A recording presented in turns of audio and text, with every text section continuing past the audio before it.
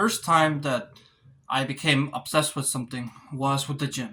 I prioritized the gym. I based my whole life around the gym. And that's the thing about balancing a passion with your life. Is the fact that you're gonna make certain sacrifices in order to become better at that one thing. There's no such thing as balance. The only way to get balance is to level up on one skill. And that's how it went for the longest time. It was just me and the gym, just that's it. I would go every day and I would optimize the gym too. I would, time my meals, eat protein every like 3 hours, do like an hour of cardio, like an hour of weight. I was on a massive bulk. I was eating like around 3,000 calories, which I'm like 5'11 and I weighed like around 160 back then, 165, I think.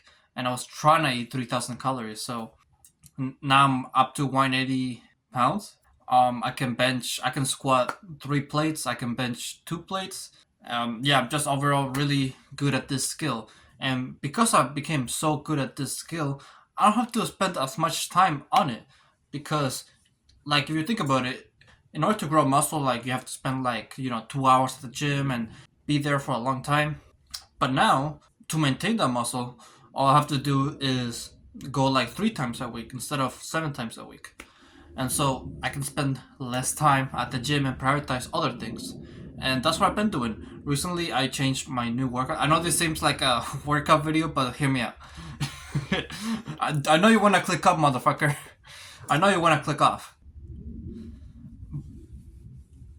But I changed my workout routine from doing weights every day to instead doing weights, cardio, weights, cardio. And this simple change has changed my way of life. I don't want to explain why cardio makes you more productive.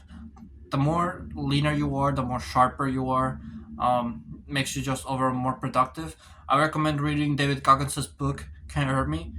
David Goggins focuses a lot on cardio, and because he did that, it translated into other aspects of life. Cardio is underrated when it comes to how healthy it makes you, but not just physically, but also mentally. So this simple change has skyrocketed my performance in film. Cause let's break it down.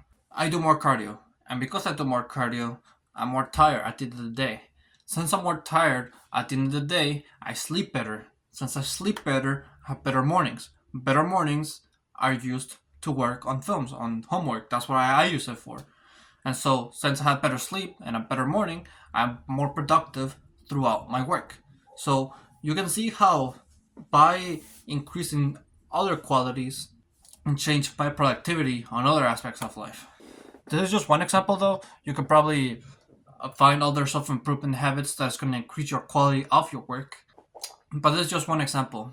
It's just up to what you want to prioritize at that moment.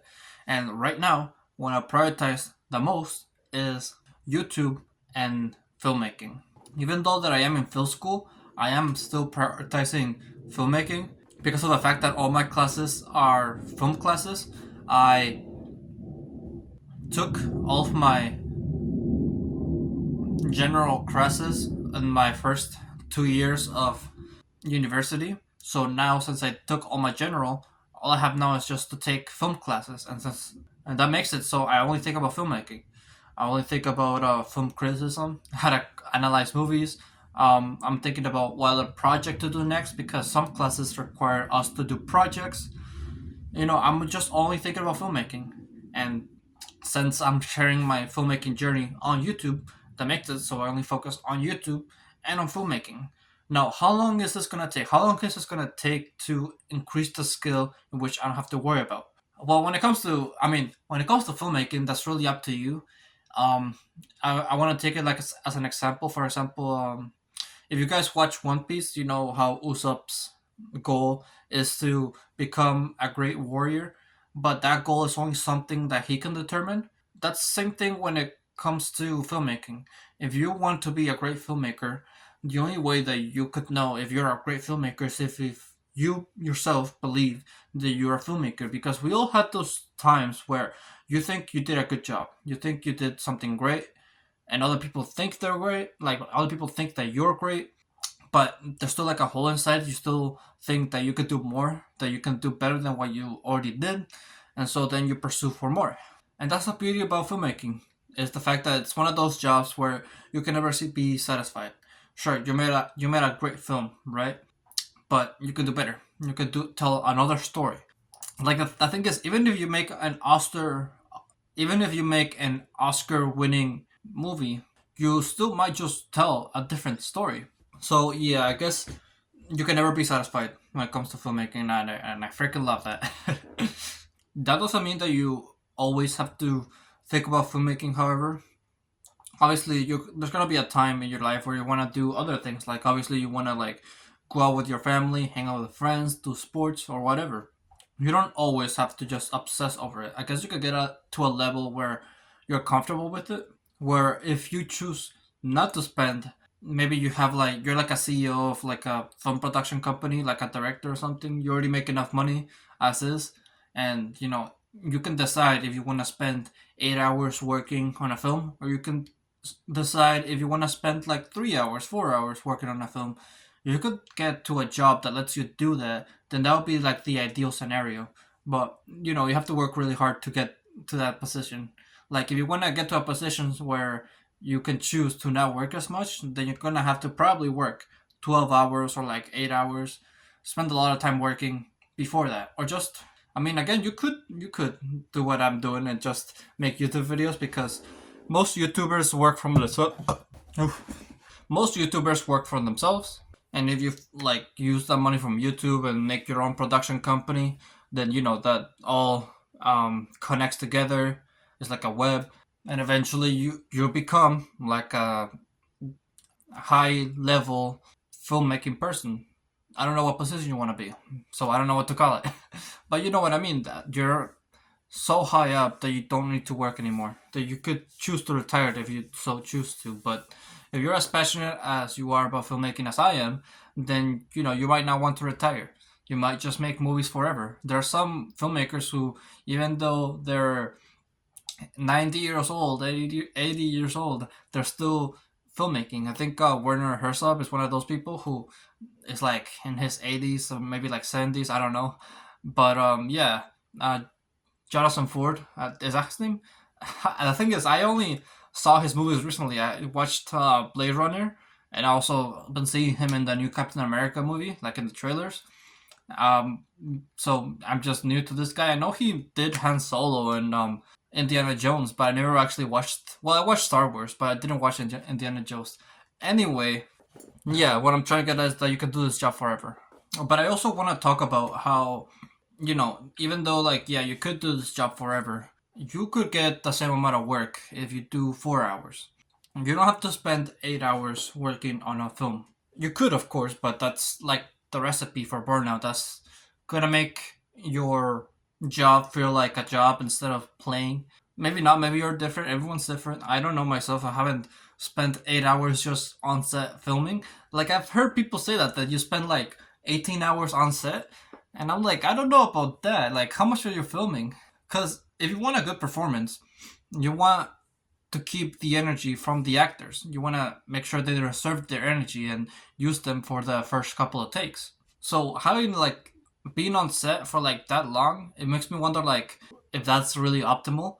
Because from what I've been learning so far and what I think from my own experiences is the fact that what's best is just to like do filmmaking beyond production set for about 1 to 4 hours, because that reserve the energy of your actors and your crew, and makes it so said it makes it so your performance is better because it's quality instead of quantity. You focus less time on filmmaking, on being on set, but you use that little time to have as much quality as possible. Then that's when your film is going to be great. Quality instead of quantity, pretty much. And how do you increase that quality? Well, there's several ways, and I talk about that in in my videos, so just check those out. Well, what I'm trying to get at is quality instead of quantity, and because you're doing more quality, that means that you can spend less time on filmmaking, and instead you can spend more time on whatever you want. Maybe your life, you want to go out, go to the gym or something. whatever you think it's fun. But if you think filmmaking is fun, then there's some other ways in which you can still practice filmmaking besides being on set, besides actually working. For example, you can read a book, you can upload a YouTube video, you could just talk about what you did on set, what you learned that morning, what you did, how productive you are. You can practice your lines, you can read the script again, you can maybe make a script yourself. There's several ways in which you can practice filmmaking. That is if you still have the ick to do more work. But also, I'm not saying that if you have free time, that you have extra time, you should just be unproductive and watch a movie. Well, not watch a movie could be productive if you're a filmmaker. That's the thing. Do drugs, go to a party, be on social media. I'm not saying to do all that with your free time. You should still do productive things on your free time, because the thing is, if you do spend a lot of time, just fucking around and doing things that are not productive, then yeah, that will translate over towards your work. One of the worst performances were made when the day before I performed, I had bad sleep. I scrolled on social media. I ate junk food. I believe the day before I filmed one of the Willoughby scenes, I ate like fucking crumble cookie. It tasted great, but not the healthiest. So I don't want to blame it on all that. I want to. Well, I could blame it on that. It was my fault. I chose to have bad diet, bad sleep, and bad brain points. That I call it brain points. Like whenever you have like certain brain points in throughout the day by doing certain things, like recording, reading, being on your phone, it takes away those brain points. And so since I already fried my brain points, that made it so I didn't have any brain points towards performance. And so this is just something to keep in mind. Use your brain points and your time productively. Even if you're not working, you should still be productive. But at the end of the day, take film seriously, but have fun while doing it.